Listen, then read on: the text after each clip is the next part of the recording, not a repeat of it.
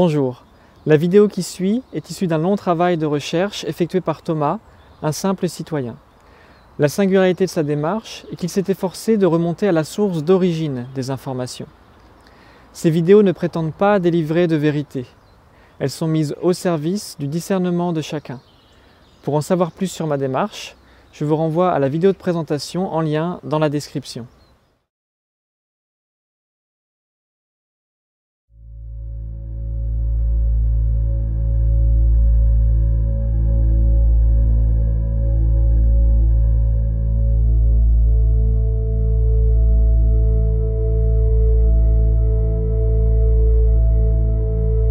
Pendant des décennies, les Américains ont gouverné l'économie du monde à leur plus grand bénéfice parce qu'ils avaient l'arme du dollar. Tout le monde a pu vérifier les réglages fins, l'usage habile que les Américains faisaient du dollar pour avoir la prééminence. Aujourd'hui, le franc est accroché aux marques, la monnaie la plus surévaluée du monde, de 30% par rapport au dollar. L'euro sera l'absorption du franc par le marque. Et la même politique sera continuée sans que nous y puissions rien. Car l'euro sera en matière monétaire très exactement ce que l'UEO est dans le domaine militaire, c'est-à-dire une succursale de l'OTAN. L'euro nous mettra plus encore dans la main des Américains que vous n'avez l'air de le croire. Les Américains n'ont pas du tout peur de l'euro. Ce sera un moyen pour eux de mieux tenir l'Europe sous leur tutelle.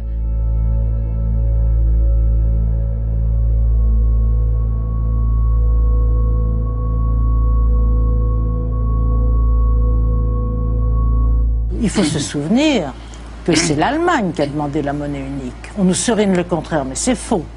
C'est le chancelier Kohl qui, au moment de la réunification, a écrit d'ailleurs une lettre à François Mitterrand, qui était président du Conseil européen, pour lui demander à le voir avant le sommet de Dublin, parce qu'il avait besoin de l'union politique et monétaire le plus rapidement possible pour des raisons de politique intérieure. La France était un État constitué depuis 10 siècles. L'Allemagne n'a pas eu d'État entre Otton Ier et Bismarck. Et les Reich n'ayant pas très bien réussi, on peut considérer que les Allemands souhaitent constituer un État dans la paix, sans guerre. Et pour constituer un État dans la paix, sans guerre, il faut qu'ils arrivent à faire une structure plurielle, car l'Allemagne est plurielle. Entre la Prusse, la Bavière, les Pyrénées, il y a des différences beaucoup plus lourdes qu'entre les provinces françaises. Il faut que cette structure soit plurielle, il faut qu'il y ait un élément structurant. On peut imaginer que la structure plurielle, c'est celle de l'Europe fédérale et que l'élément structurant, c'est la monnaie unique. Et ils ont fait tout ça pour eux, quoi. Ils ont fait tout ça pour une Europe qui comporte les pays qui correspondent, en gros, à l'espace historique de la Germanie.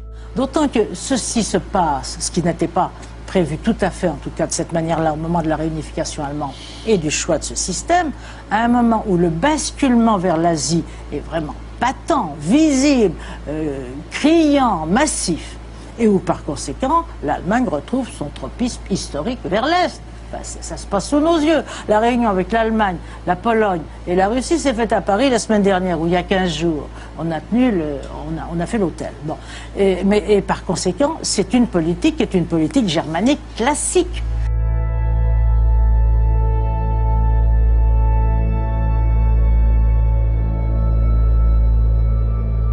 Avec une Europe fédérale et avec une monnaie unique européenne, ça impose, qu'on le veuille ou non, que tous les pays doivent converger vers le même modèle et en pratique vers le modèle du pays le plus peuplé et dont l'économie est la plus puissante, c'est-à-dire l'Allemagne. L'Allemagne veut être souveraine. Elle se fait souveraine. La Cour de Karlsruhe, qui est garante de la souveraineté allemande, le dit expressément dans toute une série d'arrêts. Et pendant ce temps-là, nous, comme des imbéciles, il n'y a pas d'autre mot, nous avons aliéné notre souveraineté dans les traités européens. Mais pourquoi l'avons-nous aliénée? L'Allemagne combine bien les traités européens avec l'affirmation de sa souveraineté. Pourquoi nous sommes assez stupides pour aliéner notre souveraineté dans les traités européens? Si l'Europe est comme elle est, si on va de blocage en blocage, c'est qu'il n'y a pas de peuple européen.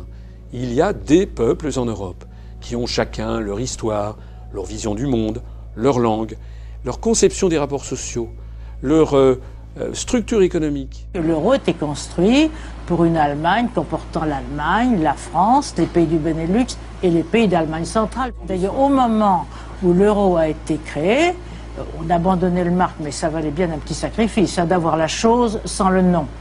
C'était une monnaie qui s'appliquait à cette Europe-là.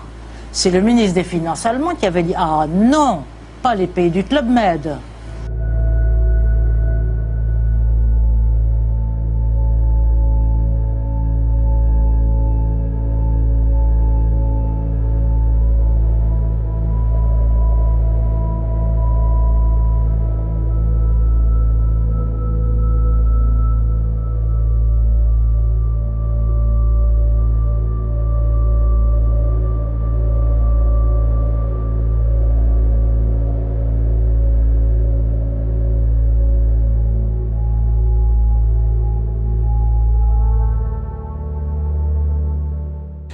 Bien sûr, l'idée de sortir de l'euro est crédible. D'ailleurs, cette idée a été beaucoup envisagée il n'y a pas très longtemps avec la Grèce, puis avec Chypre. Et il y a quelques semaines, 5 prix Nobel d'économie, Paul Krugman, Joseph Stiglitz, Thomas Sargent, qui sont 3 prix Nobel d'économie américains, mais aussi Christopher Pissarides, qui est prix Nobel d'économie chypriote, et Sir James Mirrlees, qui est un prix Nobel d'économie britannique, ont co-signé une tribune dans le magazine Expansión, qui est un magazine espagnol, pour conseiller à l'Espagne de sortir au plus vite de l'euro. En réalité, le débat devrait être sur la table. Malheureusement, en France, c'est un débat qui est extrêmement sulfureux. Dès que l'on dit qu'on veut sortir de l'euro, vous êtes aussitôt soupçonné d'être d'extrême droite. La question qu'on devrait se poser, c'est qu'est-ce qui se passe si on sort de l'euro? Ça, c'est vrai. Mais on devrait se poser aussi la question, qu'est-ce qui se passe si on y reste? Si on reste dans l'euro, on risque d'avoir une montée en puissance considérable du chômage et de l'appauvrissement dans tous les pays du sud de l'Europe jusqu'à l'explosion générale. Puisque la survie de l'euro suppose que nous ayons tous, jusqu'à la fin des temps, la même convergence de la compétitivité et des taux d'inflation, ce qui historiquement a été prouvé comme étant impossible.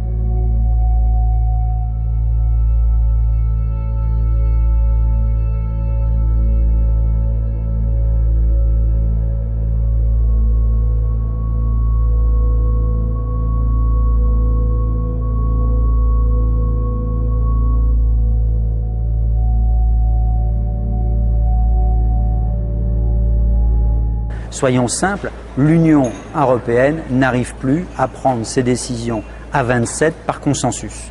Et donc à partir du moment où elle n'y arrive plus, c'est la graine de la division qui est là. Écoutez, on a le résultat qui était prévisible lorsque les 27 États membres n'arrivent plus à s'entendre entre eux. C'est que c'est le reste du monde, dirigé par les États-Unis, qui prend les décisions à la place de l'Union européenne. C'est un choix de certains États européens de préférer suivre les États-Unis.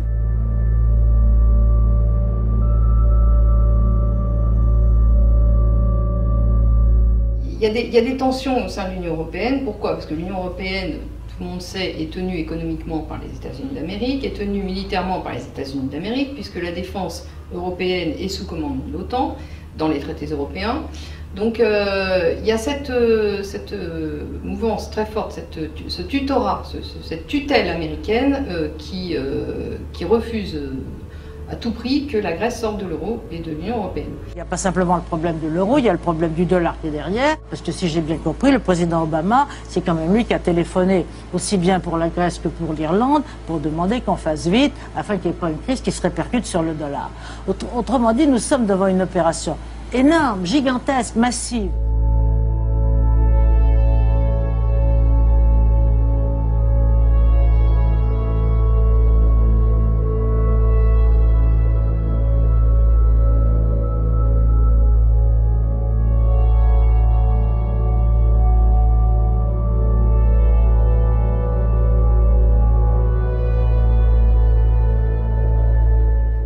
About a year ago, when I was in the Ministry of Finance, as the minister, my office was overlooking Syntagma Square. Il y a à peu près un an, lorsque j'étais ministre des Finances, ministre grec des Finances, mon bureau donnait sur la place Syntagma. My first official visitor was the American ambassador to Greece. My first official visitor was the American ambassador to Greece. Ma première visite, mon premier visiteur officiel, c'était l'ambassadeur américain en Grèce. He pushed me to accept, to surrender to the troika of lenders. Il m'a poussé à accepter face à la troïka.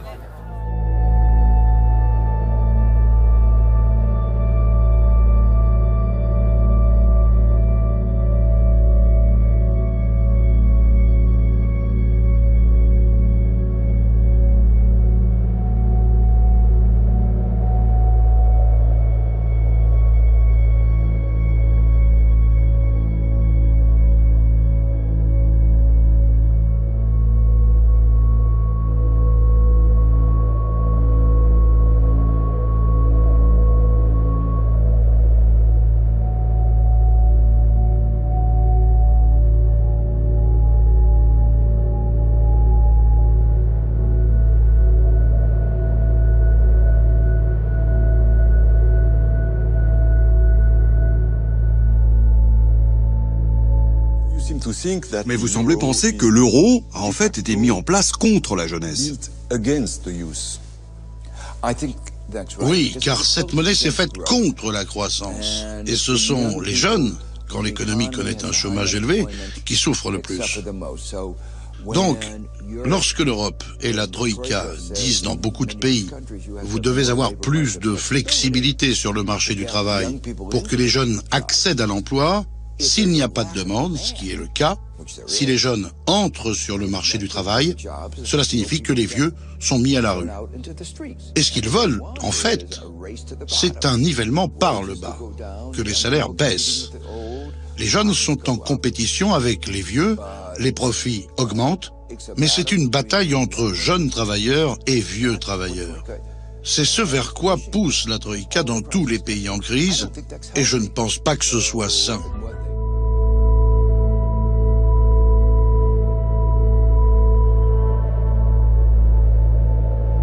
On est en train de les saigner, donc les gens essaient de survivre. Vous savez comme moi que les retraites et les salaires ont été baissés de 30 à 40%. Vous savez comme moi que le produit intérieur brut a baissé de 25%. Vous savez comme moi qu'une consultation à Athènes, c'est 120 € pour aller voir un médecin. Les gens peuvent plus se soigner. Vous savez comme moi, pour moi, ils ont fermé l'enseignement supérieur, les télés publiques. Ils ont vendu, bradé des dizaines d'entreprises de qualité. C'est un pillage qui a été imposé par l'Union européenne.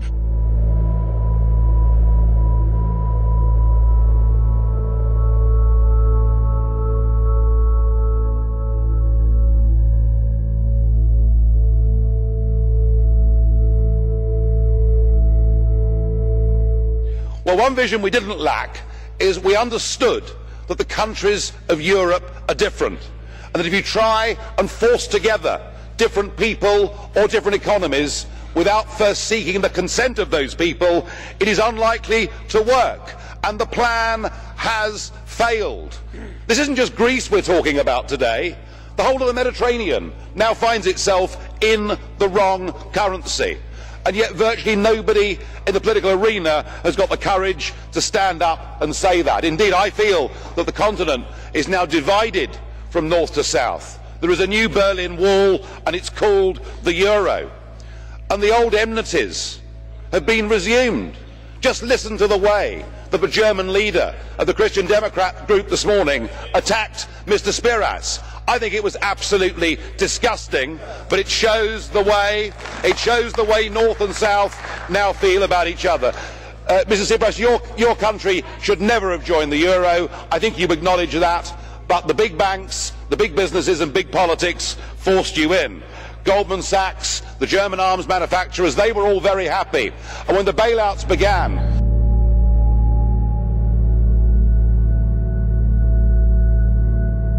Le problème, c'est quand même qu'on a tout fait pour faire rentrer la Grèce dans l'euro. Goldman Sachs qui maquille les chiffres au bénéfice de quoi? En premier lieu de l'Allemagne, parce que c'est l'Allemagne qui a bénéficié du fait que la monnaie euro a été moins évaluée de façon moins forte qu'elle n'aurait dû être si des pays comme ça n'étaient pas rentrés.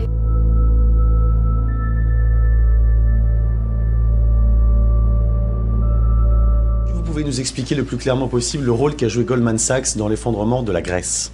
Alors, c'est très simple. Goldman Sachs est allé voir les Grecs. On dit, vous avez un problème parce que vous n'avez trop de déficit pour rentrer dans l'euro. Eh bien, on va vous aider à masquer ce déficit. Ça, c'était il y a quelques années. Hein. Ça, c'était il y a quelques années. Et quand la crise grecque éclate et qu'elle menace l'euro et l'avenir de l'euro, on découvre que la Grèce n'avait aucun droit à être dans l'euro et que Goldman Sachs a aidé. Les comptes ont été truqués d'une certaine façon par Non, Goldman mais Sachs. pas d'une certaine façon. Ils ont été truqués par Goldman Sachs. La banque est très secrète quant à ses résultats, mais c'est énormément d'argent. Elle ne publie pas ses comptes, elle publie ce qu'elle veut bien publier. C'est-à-dire elle publie des comptes globaux, mais qui ne nous disent pas l'importance de ce qu'elle gagne au niveau de la spéculation. Alors soyons clairs, justement, c'est une banque d'affaires strictement, il n'y a pas de guichet. Il n'y a pas de guichet, il n'y a pas d'enseigne, vous ne pouvez pas aller déposer vos économies chez Goldman Sachs. Ouais.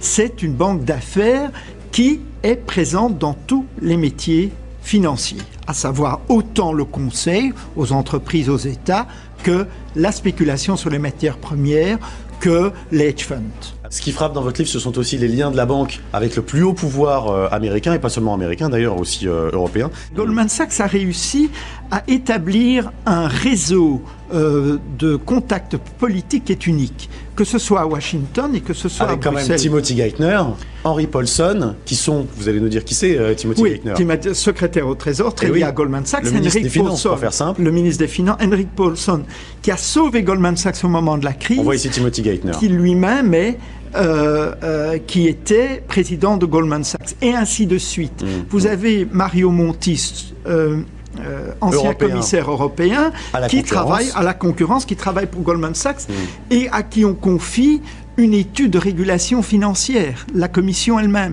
Et ce mélange des genres en Afrique, en Chine, en Russie, aux États-Unis et en Europe occidentale fait que Goldman Sachs reste la banque la plus puissante malgré les coups qu'ils ont reçus depuis la crise.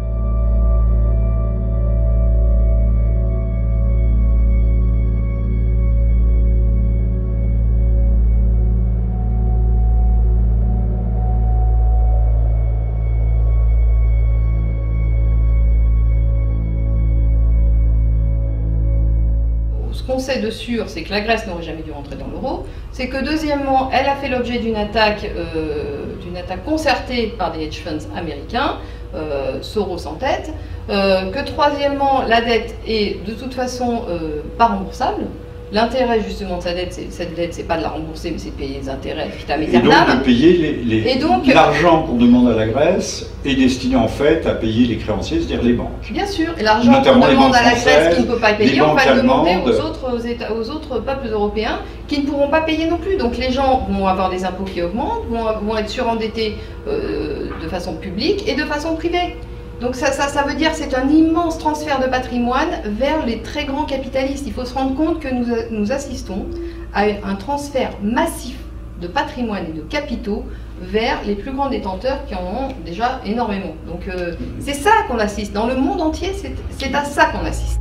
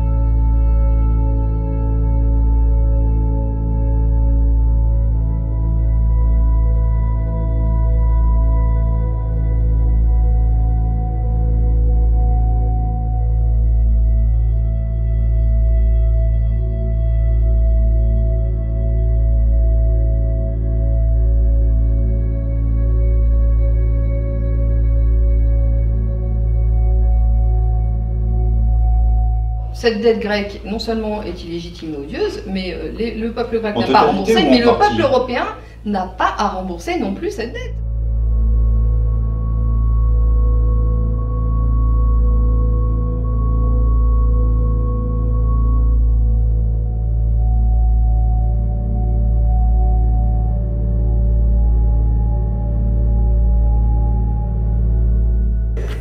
Il y a des signes tout à fait clairs d'irrégularité, d'illégalité, d'illégitimité dans les processus suivis. Et Yorgos Kassimatis, qui est ici présent, expliquera bien sûr, et Yorgos Kadrougalos pourrait aussi bien sûr l'expliquer mieux que moi, que la constitution grecque et les lois du peuple grec ont été violées en mai 2010 et par après, au moment de la signature des différents mémorandums. La privatisation est un véritable outil, nous le savions déjà, mais là c'est un exemple très clair de destruction des biens de la nation, des biens qui doivent servir l'intérêt général.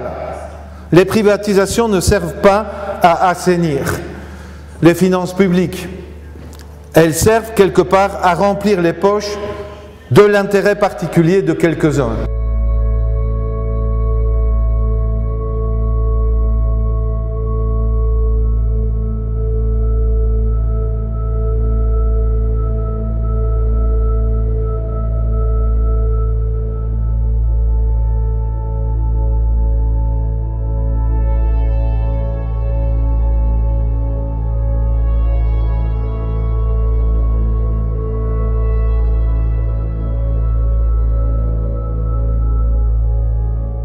They weren't for the Greek people. Those bailouts were to bail out French, German and Italian banks. They haven't helped you at all. And these years of austerity, these years of high unemployment, of increasing poverty, none of it's worked. In fact, your debt GDP ratio has gone from 100% at the start of the crisis to 180% right now. It would be madness, sir, to continue on this course. You have been very brave. You called that referendum when one of your predecessors tried to do the same. The bully boys of Brussels had him removed. They tried their best again. Mr Juncker said you would have to leave the euro and leave the European Union. Even Mr Schulz, the President of the Parliament, who one would have thought might be neutral, said that if the Greeks voted no, their power supplies may even go down. There were threats and bullying, but the Greeks stood firm.